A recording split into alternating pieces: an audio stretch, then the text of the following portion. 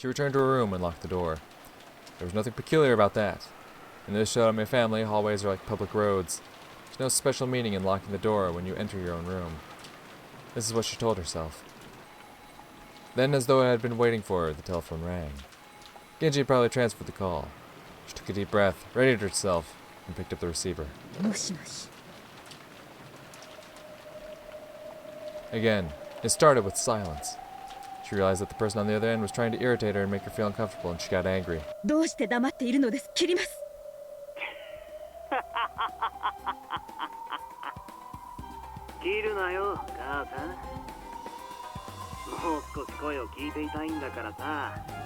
Again, that unpleasant voice.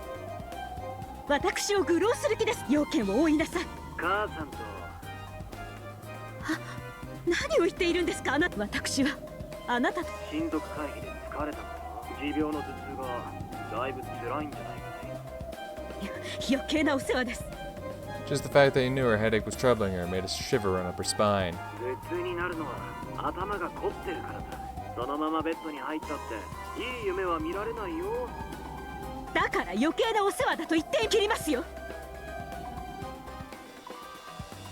Natsu forcefully yelled that she was hanging up, but in actuality she couldn't. After all, being at the receiving end of a phone call was much better than the alternative. If she hung up violently, this person might then call someone else.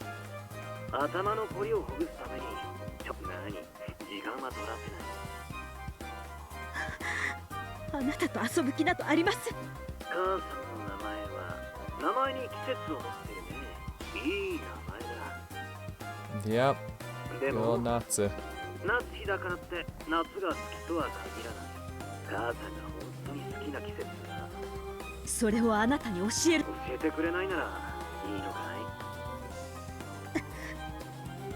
Oh, interesting. It was clearly a threat. It meant that if she forced him to hang up the phone, anything might happen. Humiliated that she was forced to give in to a threat made by a man whose name she didn't even know, she gave him the answer he wanted.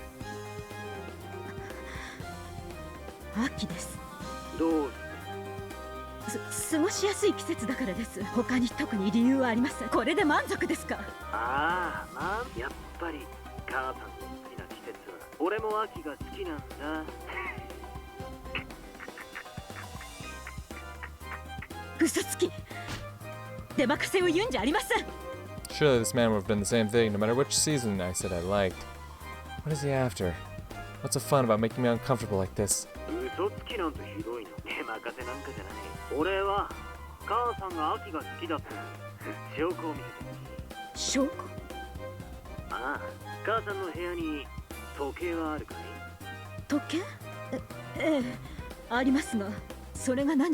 In Natsu's room, there was a beautiful antique clock with an intricate design. Kuras had bought it for his birthday present long ago.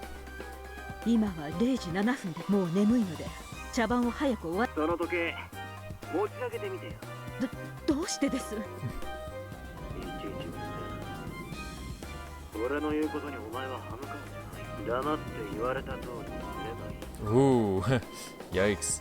The tone of the man's voice suddenly went low, turning into a threat. Made his displeasure clear. At first, this man seemed to have a calm way of speaking, but on the inside, that wasn't the case at all. If she enraged this man even a little more, he would surely show his true nature right away.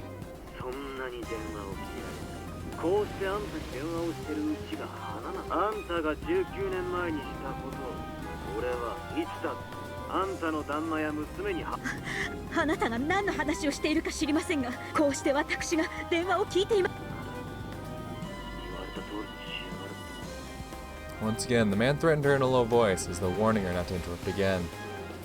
My head was filled with the pain from my headache, the sound of my beating heart, and the roar of the sea. I can't disobey him anymore. As the man had ordered, I lifted up the antique clock. There lay what appeared to be a single playing card. Huh? Is it the warranty for the clock? Thinking this, she took it and turned it over.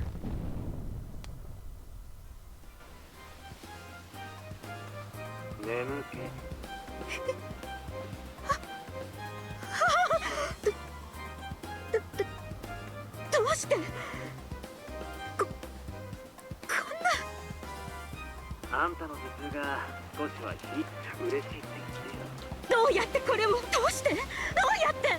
嬉しいですって言ってほしい。よくも潔癖な奥様面ができるもんだぜ、ヘドが。That's kind of like what I was guessing with the whole, she keeps hearing the roar of the sea. I'm guessing, well, I can only assume it was an accidental murder, but whoever this is on the other end clearly holds a grudge. Unless of course it was premeditated, I don't know. I would just like to have faith in my girl Nazi.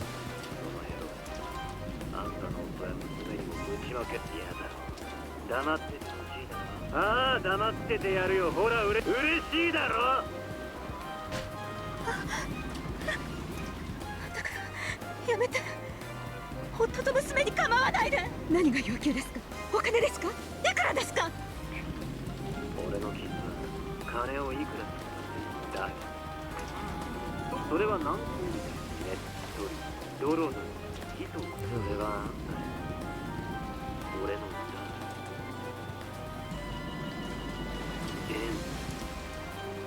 Thick, syrupy, and dribbling. You could have phrased that any better. Don't talk about slathering yourself with a thick, syrupy, dribbling liquid.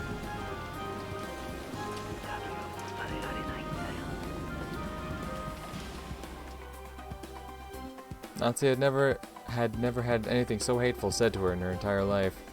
So she suspected many times that she must be having some sort of bad dream. However, this definitely wasn't a dream. あなたはまさかこの島にいるのですか。うん、約束しただろう。親族会議には出る。不可能です。この台風では来られるわけもありません。台風になる前から来てれば問題はないよ。それに台風の最中であってもエリカとかいう来客が。Yeah, he would definitely be on the island if he knew who Erika was. Yep. Her blood froze. Fidoda Erika had supposedly been brought here by coincidence. If he knew that name, he'd have to be very close by. あなたはどこに。あんたの紹介がないうちは安心しな。おっと、俺を探しても無駄だよ。あんたの屋敷は広い。電話だってそこいら中にあるしな。あんただって俺に会いたくないだろ。それとも俺を見つけ出してみんなに紹介して、ジェシカにも紹介してくれ。一つ上の兄です。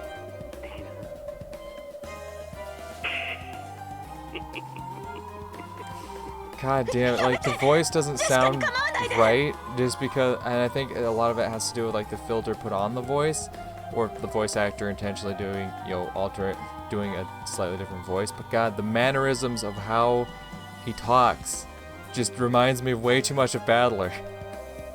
But then again, like this is something that's happening, on the game board, and we don't know, and since we're not actually witnessing it, we don't know if it actually happened. It's so I don't want to jump to any conclusions like that. 怖がらせすぎたかな。今夜はこれで勘弁してやるよ。だが、あんたは俺に逆らえ。分かってるな、母さん。今夜はこれで電話を切るが、明日の朝まで命令がある。何ですか。あんたは今夜もうその部屋を出てはならないし、どこ電話がかかってきても取ることも許さねえぜ。そして今すぐ明かりを消し、布団をかぶって寝ろ。そしていつもの時間に起床し、健康的な生活で母さんの体をいたわるなんて、本当に俺は親孝行者だよ。わかりました。今すぐ出ます。部屋も出ました。電話も出ました。だから母さんが俺の命令を守る限り命令を破るなよ。俺はもうお前のすぐに部屋の明かりが消えるかどうか、そして電話を俺さえもどうなる。あんたの寝顔に守ります。約束は守ります。だからやめて、もうやめて。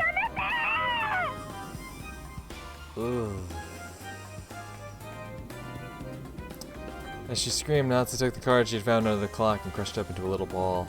It had a pattern on it like a tarot card, and also the kanji for autumn.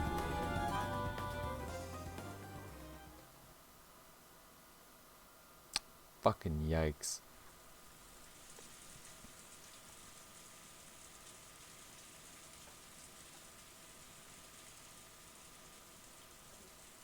Let's step back in time once again. Oh, it's like the clock rings. Like, let's step back in time, and then we're gonna step forward. Okay, now we're past. Now we need to step back to what was before the present, but is now the past. So it's still stepping back. Right now is the exact moment the large clock in the hall announced 2400. Wondering who the person who knocked twice was, the relatives in the dining hall stared at the door. Ralph told them to come in. But there's no answer. Until the end of that long tone marking the arrival of midnight, which had come from the large clock in the hall shortly after the knock. They were unable to move in the slightest. 手が塞がってて開けられないんじゃないのか。かもな。だが名乗らねえってのが薄気味悪いな。開けますか。開けなさい。Kano nodded back and slowly opened the door.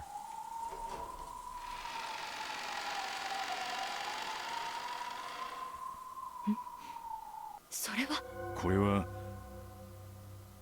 親父の封筒? Right behind the open door, on the floor of the hallway, lay the envelope. 廊下には誰もいません。これを置いて立ち去ったのでしょうか。The adults flew out into the corridor as well. They could find no trace of anyone who might have knocked on the door. Just about an hour ago, Shannon and Kanon had come in to serve tea. At that time, everyone had seen that nothing lay in that spot.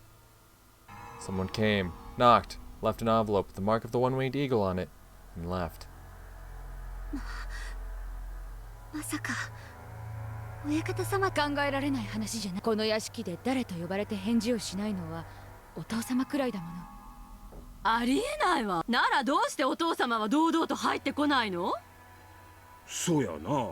お父さんだったらノックなどせずいきなり入ってくるやろな。今この屋敷は戸締まりがされとるんや。ならここに手紙を置くことができるんはクラウスさんか夏日さん、そして源氏さんの誰かしか考えられんで。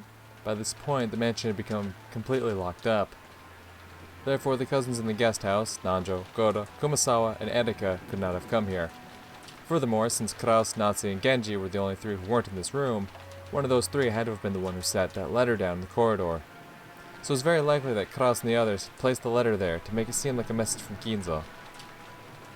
なるほど。お父様の名を語ってバトラ君を次期当主に認めない。バカバカしい兄さんめ。よくもこんな子供騙しを。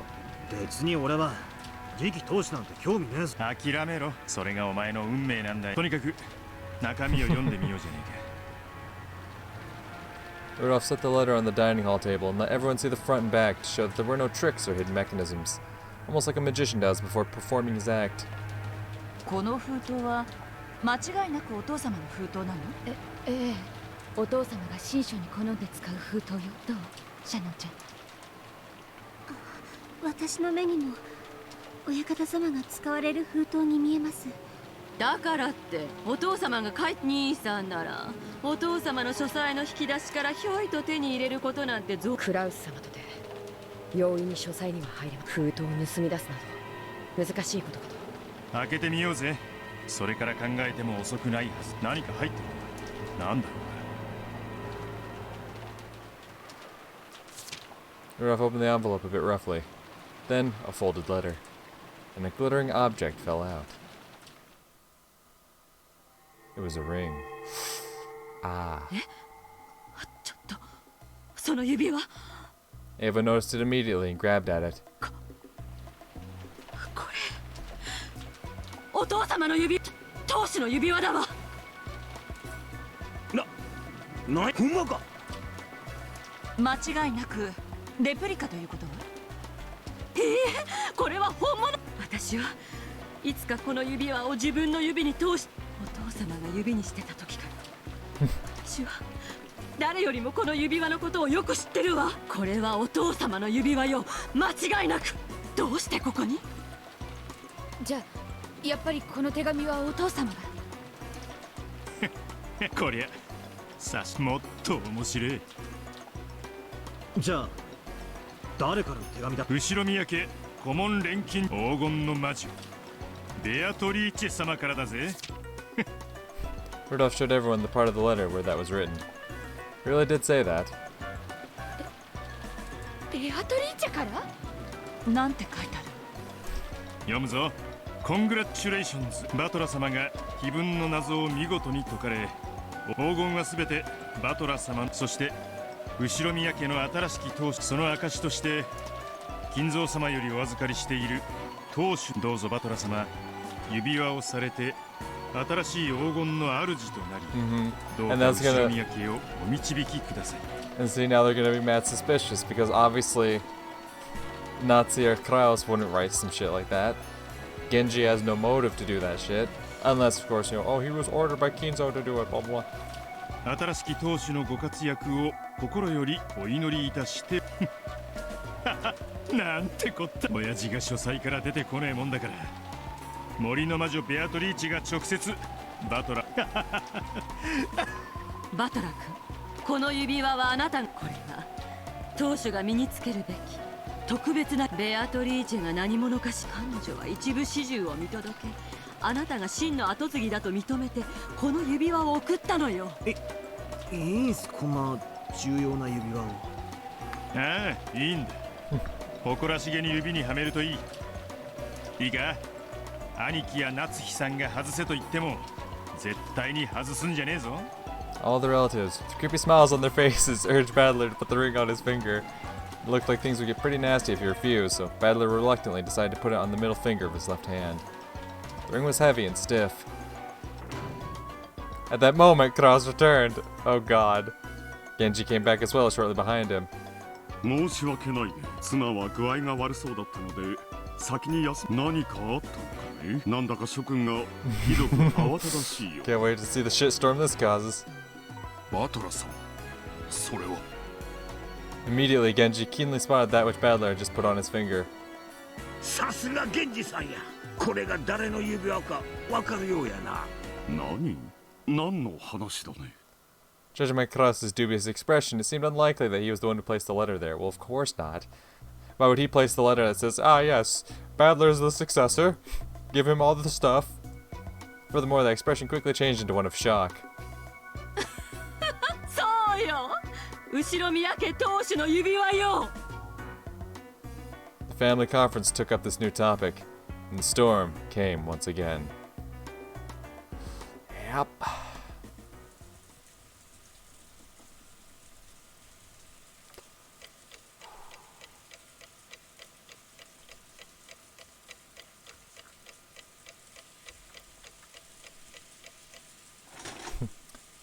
"3 a.m., huh? Lovely." The rain was still pouring down as hard as ever. This weather was supposed to continue all day tomorrow as well, which made me feel a bit depressed. No, wait. Given the time, I should say today, not tomorrow. That doesn't really matter now. I'm sleepy. With half-asleep eyes, I opened my umbrella. The large drops of rain pounded mercilessly against it. Technically, the end of the family conference had been declared at 1 a.m., but external scuffles kept continuing sluggishly. I'm really jealous of Aunt Rosa, who managed to slip out of there at that time, since she cleverly got away by saying she'd check on Maria, who might have been staying up too late. Dad caught me, ruining my chance to escape, and they made me stick around now, 3 a.m. So what have they decided on after all this time? Nothing at all. They just kept on arguing about who said what like elementary school kids. I'm sure they're tired too. That's probably why they keep dragging on with the same pointless questions. I no longer felt any shock or anger towards them. I guess drowsiness is the best painkiller. I left them behind and finally returned to the guest house. Yeah, what are you going to discover there? What are you going to discover there, buddy? Because I know for a fact that Cousins and Rosa were murdered at the guest house. And it's past midnight. You know, the day 2 has begun. That's usually when all the crazy shit starts happening, you know. When I got back to the guest house, the first floor lounge was lit. You could even hear people chatting inside. Apparently some people were still awake even this late. Despite the late hour, Goda-san and Dr. Nanjo were still up and chatting. Plates and cups were lined up on the counter, and it looked almost like a bar with Goda-san as the bartender. When they noticed I had returned, they seemed to finally realize how late it was. When Goda-san made to top off Dr. Nanjo's glass, the latter declined with an exaggerated gesture. もう結構です。この時間では夜更かしのしすぎだ。もうこんな時間とは。南條先生があまりにお話がお上手なものでついつい。それを言ったらあんたの酒のまた別の機会に一杯やりましょう。喜んで。バトラ様、お帰りなさいませ。まだ旦那様方の会議は続いておりますか？あの調子でグダグダと明け方までやるんだろうぜ。知ったことじゃねえぜ。 I spoke carelessly with a big yawn. 皆さん案外体力が終わりですね。びっくりです。なんだ Here. なんとなく流れでこちらでささやかな夜会が始まった混ぜてもらっていました。例のことは話してませんのでご安心を。Oh, right. I'm like, what do you mean about that? And then I realized, alright, he didn't tell the cousins, duh. Or, Nanjo and them. Erika could be seen on the sofa. She had taken her shoes off and was lounging around as though she owned the place. エリカ様も本当にいろいろなお話をご存知、とても楽しく聞かせていただきました。あんたは本当に博識だ。若いのに大したもんだよ。どういたしまして。フルドエリカはこの程度には博識ですので。Erika grabbed the corners of her skirt and posed. This was somewhat less than graceful considering that she was lounging on the sofa with her feet up. ローザおばさんは午前の1時頃にお戻りになりましたが、すぐに上がられ、お休みになられました。And it's probably true. After taking part in that conference for so long, I feel like flopping down in bed right away myself. I've had it. I'm tired enough that I might flop over right here. さあ、私たちもこれくらいにし、ゴーダさんも明日の朝食の準備で朝が早いのでしょう。朝食の仕込みはすでに済んで、どうぞ明日の朝食も大いにご期待いただければ幸いです。In Goda-san's eyes, the family conference is an open stage on which to display his culinary skills. Maybe this invigorates him so much that he doesn't even get sleepy. Erika stood up, laughing at how youthful Goda was. This became a sign that it was time to disperse. お片付けは私の方でしておきます。どうぞ皆様はお休みを。Leaving the cleanup to Goda-san, I went to the bathroom and then climbed the stairs to the second floor.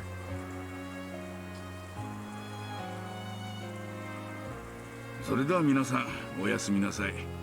老骨にはちと夜更かしが過ぎましたな。おやすみなさい南條先生。おやすみなさいバトラさん。おう、おやすみ。 Then, in the second floor hallway, we split up. Dr. Nanjo went to his own room. Erika went to her room. And I returned to the cousin room.